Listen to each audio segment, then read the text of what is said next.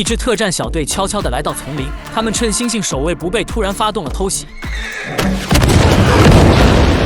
瞬间打得他们溃不成军。可是猩猩守卫依然不肯放弃，拼命地严防死守。但不幸的是，还是无法和人类的武器抗衡，很快就败下阵来，损失惨重。就当人类大军以为成功时，意外却发生了，猩猩大军已经来到。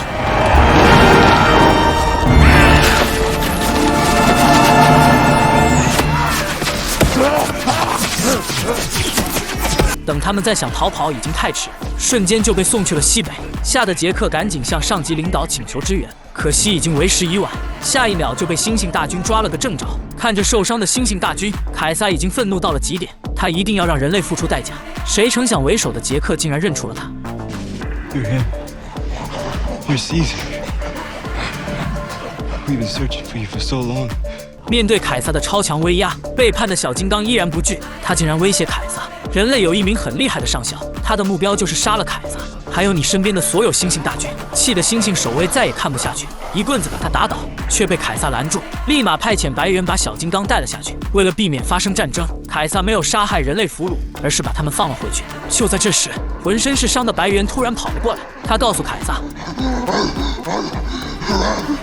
可是凯撒根本没有当回事，殊不知这一举动将会让他付出血的代价。很快，凯撒的儿子赶了回来，他在沙漠的另一边找到了适合猩猩居住的地方，这样就不会被人类打扰。白猿立马提议越快越好，可是凯撒没有答应，等他想到万全之策再走。到了晚上，凯撒突然发现了几道绿光，吓得他赶紧过去查看，发现人类还是找到了这里。为了以防万一，凯撒赶紧让儿子保护好母亲和弟弟，他赶紧去通知其他人。谁成想凯撒刚走，一名雇佣兵就闯了进来，吓得蓝眼一动也不敢动，然后趁他不备发动了偷袭，瞬间就把这名雇佣兵送去了西北。他却浑然不知已经被雇佣兵上校盯上，结果悲剧了。而凯撒这边很快解决了其他雇佣兵，可惜却听到了噩耗。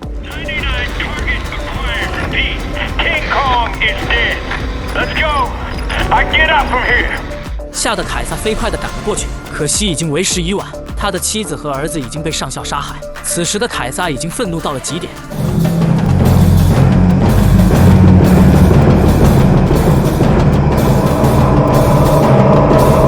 见猩猩大军已经来到，上校也不敢停留，赶紧趁机飞速的逃离。看着妻儿的尸体，凯撒再也忍受不了，飞快地追了上去，一定要让凶手付出血的代价。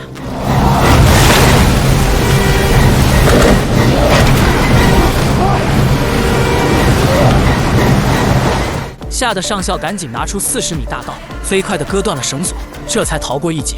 可是凯撒就遭殃了，瞬间掉进了河流里。幸亏他反应迅速，及时抓住了岸边的岩石，要不然真的凶多吉少了。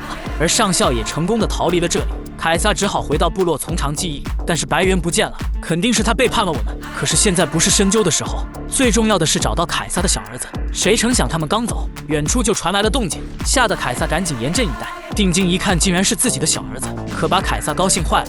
Cornelius.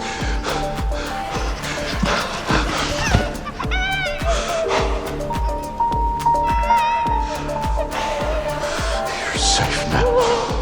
第二天一早，凯撒赶紧安排好猩猩大军去往新据点，并把小儿子交给了唯一的母猩猩，而他独自一心去找上校报仇。谁成想刚走不远，红毛猩就带着火箭和大炮追了上来，他们说什么也得誓死追随凯撒。很快就来到了一个临时据点，却遇到了一个人类，可把男人吓坏了，赶紧放下木材发动偷袭，却被凯撒一枪放倒。他们又在屋里发现了一个小女孩，红毛赶紧让凯撒放下了武器。谁成想他们刚准备离开，小女孩突然追了出来，看着倒地不起的父亲，她也不知如何是好。红毛见他可怜，直接带他一起上路。很快他们就找到了人类的营地，却在里面发现了白猿的踪迹。为了找到上校，凯撒冒险来到了白猿的房间，逼迫他说出上校的位置。可惜他已经离开了这里。白猿也把实情说了出来，如果他把凯撒的住所说出来，就会饶他一命。就当凯撒说出妻儿被杀时，白猿已经被吓得亡魂皆冒。可就在这时，人类巡逻兵正好来到这里，为了不引起不必要的麻烦，凯撒赶紧带领手下把白猿抓了起来。就当他准备求救时，凯撒赶紧捂住了白猿的嘴巴。等一切安全后，白猿已经被送去了西北。第二天一早，人类士兵已经出发和上校会合，凯撒赶紧带领大家慢慢地跟了上去。谁成想刚走不远就传来了枪声，吓得他们赶紧躲了起来，但是很快就没有了动静。他们只好小心翼翼地过去查看，却只发现了3具尸体，一名男人竟然还活着，可惜已经不能说话，因为他们得了源流感病毒。这才被人类击杀。为了减轻他的痛苦，凯撒只好送他上路。但不幸的是，他们已经失去了人类士兵的踪迹。就当他们爬上高塔查看时，意外却发生了，一个小矮子竟然偷偷地拿他们的东西。等火箭发现后，已经为时已晚，小矮子已经骑上战马逃之夭夭，气得他们在后面疯狂追击，却在一个废墟中找到了小矮子的踪迹，竟然跟他们一样是个小猿猴。为了安慰小女孩，大炮摘了一朵花帮她戴上，小女孩也露出了久违的微笑。在小矮子的帮助下，他们很快找到了上校的大本营。为了能看得清楚点，凯撒带着大炮来到了大本营的边缘，他们却浑然不知已经被巡逻兵盯上。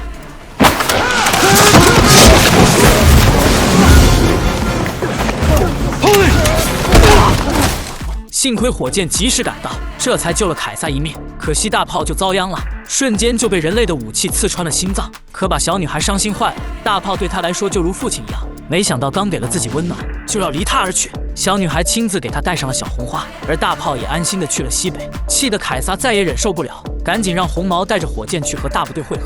他不想看到同伴为自己牺牲了，然后拿起武器找上校报仇，一定要让他付出血的代价。然而想法很丰满，现实很骨感。所有的猩猩大军早已被上校抓住，还有一只奄奄一息的猩猩被绑在树上，吓得凯撒赶紧把他放了下来。殊不知这都是上校的阴谋。等凯撒发现时，已经为时已晚，瞬间就被打晕了过去。等他醒来时，上校赫然出现在眼前，可把凯撒气坏了，立马冲上去想要报仇，却被背叛的驴子死死拉住，然后带着他和猩猩大军会合。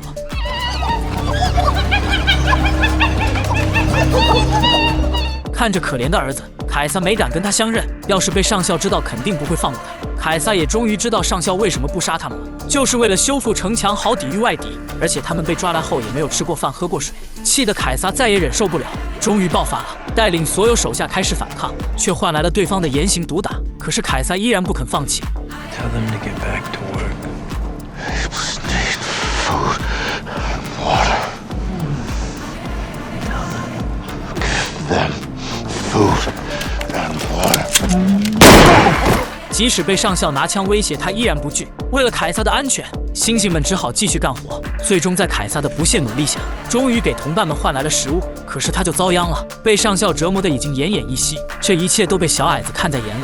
此时的小女孩再也看不下去，打算过去救他。等小矮子再想阻止，已经太迟，吓得他赶紧把红毛和火箭叫了过来。再晚就来不及了。看着瑟瑟发抖的凯撒，小女孩赶紧把心爱的娃娃送给了他，并且拿来生命之水让他喝，而且还有食物。凯撒也终于度过了难关。可就在这时，巡逻的守卫正好来到这里，吓得凯撒也不敢怠慢，赶紧让小女孩躲了起来。为了能让她安全离开，火箭挺身而出，吸引守卫的注意。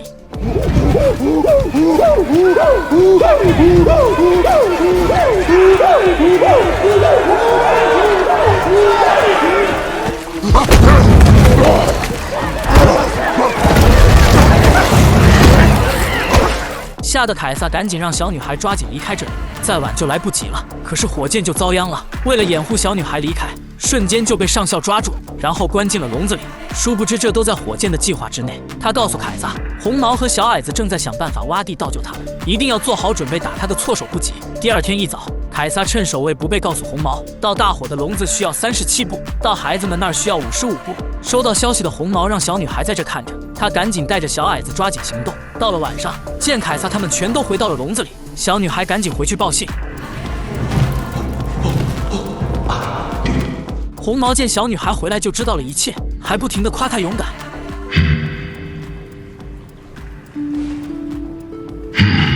小女孩又问道：“我是猿类吗？”这让红毛一时无法回答，他只好用行动告诉了她。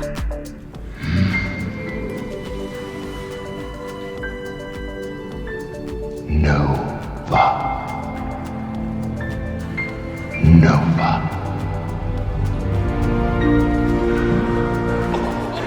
就在这时，小矮子突然跑了过来，告诉红毛已经挖通了。谁成想他们刚走，大量的河水就涌了进来。红毛赶紧趴下身子让小矮子爬上去，可惜却遭到了拒绝。Oh no! Oh no! No, no, no, no, no.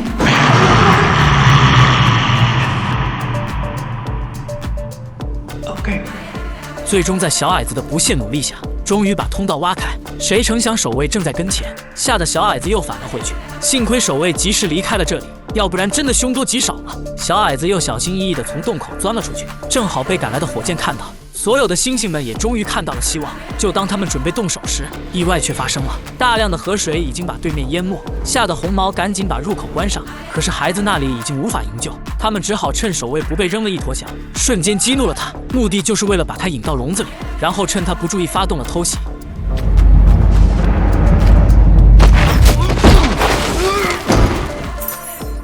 也成功拿到了关押孩子们的大门钥匙。为了安全起见，凯撒和火箭先想办法把孩子们救出去。最终在他们的不懈努力下，终于来到了关押孩子的牢房。凯撒也见到了久违的儿子。